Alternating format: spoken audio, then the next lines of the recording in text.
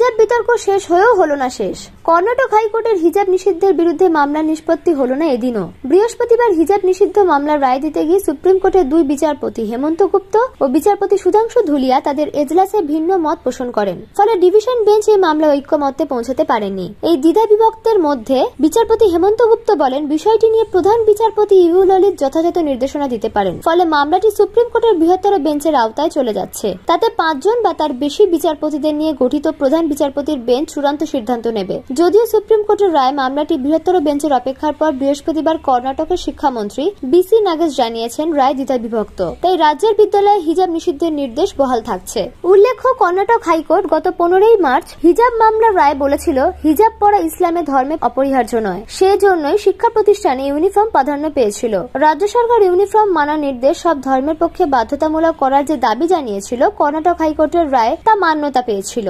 সেই রায়ের বিরুদ্ধে মামলা সুপ্রিম কোর্টের ডিভিশন বেঞ্চ ঐক্যমত্য না পৌঁছা চূড়ান্তে রায় পেতে বেশি সময় লাগতে পারে। যদিও বিচারপতি হেমন্ত গুপ্ত ও বিচারপতি সুধাংশু ধুলিয়ার এজলাসে এই মামলার শুনানি শেষ হয়েছিল গত 22 সেপ্টেম্বর, সেই থেকে এই রায় সংরক্ষিত রাখা হয়। বৃহস্পতিবার ডিভিশন বেঞ্চে বিচারপতি হেমন্ত গুপ্ত কর্ণাটক হাইকোর্টের রায় বহাল রেখে আবেদন খারিজ করে দেন, কিন্তু অপর বিচারপতি সুধাংশু ধুলিয়া মুসলিম ছাত্রীদের আবেদনের যৌক্তিকতা মেনে কর্ণাটকের হাইকোর্টের রায় খারিজ করেন।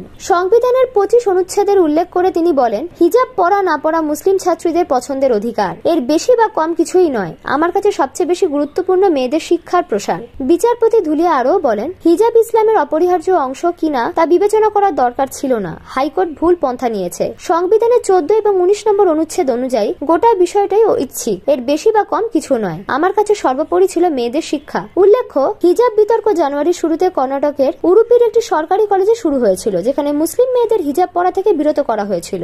স্কুল ম্যানেজমেন্ট এটাকে ইউনিফর্ম কোডের বিরুদ্ধে বলেছে। তা নিয়ে কর্ণাটক হাইকোর্ট হিজাব পরিধানের ওপর লাগাম টেনে দেওয়ার বিতর্ক চরম ওঠে। এর বিরুদ্ধে মুসলিম মেয়েরা প্রতিবাদ করছে, যার বিরুদ্ধে হিন্দু সংগঠনের সঙ্গে যুক্ত যুবকরাও গেরুয়া শাল পরে পাল্টা প্রতিবাদ শুরু করেছে। বছরের জানুয়ারি মাসে কর্ণাটকের শ্রেণীকক্ষে হিজাব পরিহিত মুসলিম ছাত্রীদের বসতে বাধা দেওয়া হয়। কর্তৃপক্ষ জানায় ইউনিফর্মের বাইরে কাউকে অন্য কোনো পোশাক পরতে দেওয়া হবে না। সেই সিদ্ধান্ত যে বিতর্কের জন্ম দেয়, অচিরেই তা সারা রাজ্যে ছড়িয়ে পড়ে। রাজ্যের বাইরেও এর প্রভাব পড়ে। হিন্দুত্ববাদী সংগঠনের অনুগামীরা গেরুয়া উত্তরীয় চাদর পরতে শুরু করেন। হিজাবের পক্ষে বিপক্ষে শুরু হয় আন্দোলন। কোথাও কোথাও সংঘর্ষের ঘটনাও ঘটে। বিতর্কের রেস থাকতে থাকতেই কর্ণাটকের বিজেপি সরকার বিদ্যালয়ে পোশাক সংক্রান্ত নির্দেশ জারি করে জানায় যেখানে পোশাক বিধি আছে সেখানে তা মানতে হবে, যেখানে নেই সেখানে এমন কিছু পরা যাবে না যাতে শিক্ষালয়ের পরিবেশ, শৃঙ্খলা, ঐক্য ও ভারসাম্য নষ্ট হয়। রাজ্য সরকারের দাবি ওই নির্দেশ সাম্প্রদায়িক নয়, ধর্মনিরপেক্ষ। রাজ্য সরকার বিদ্যালয়ে পোশাক বিধির বাইরে হিজাবের মতো গেরুয়া উত্তরীয় নিষিদ্ধ করে। ওই সিদ্ধান্তের বাইরে কিছু মুসলিম ছাত্রী হাইকোর্ট নির্দেশের বিরুদ্ধে মামলা করেন। হাইকোর্ট সেই মামলা খারিজ করে সরকারি নির্দেশ বহাল রাখেন। রায় বলা হয় হিজাব পরা ইসলামে অপরিহার্য নয়। সেই রায়ের বিরুদ্ধে সুপ্রিম কোর্টে মামলা করেন মুসলমান ছাত্রীরা। শুনানির সময় একথাও বলা হয়েছিল এই নিষেধাজ্ঞা মুসলমান নারীদের শিক্ষা ও ক্ষমতায়নের পথে বাধা হয়ে দাঁড়াচ্ছে। মুসলমান নারীদের পক্ষে শিক্ষার যে বিকাশ ঘটছে, এই নির্দেশ তাতে প্রতিবন্ধকতা সৃষ্টি করছে। অনেকেই পড়া শেষ না করে শিক্ষা প্রতিষ্ঠান ছেড়ে যাচ্ছেন। কর্ণাটক হাইকোর্টে মুসলমান ছাত্রীরা এই আবেদন করেছিলেন যারা হিজাব পরতে আগ্রহী তাদের ইউনিফর্মের সঙ্গে মানানসই হিজাব পরার অনুমতি দেওয়া হোক। রাজ্য সরকার তা মানেনি, হাইকোর্টও সেই বিষয়ে মন্তব্য করেননি।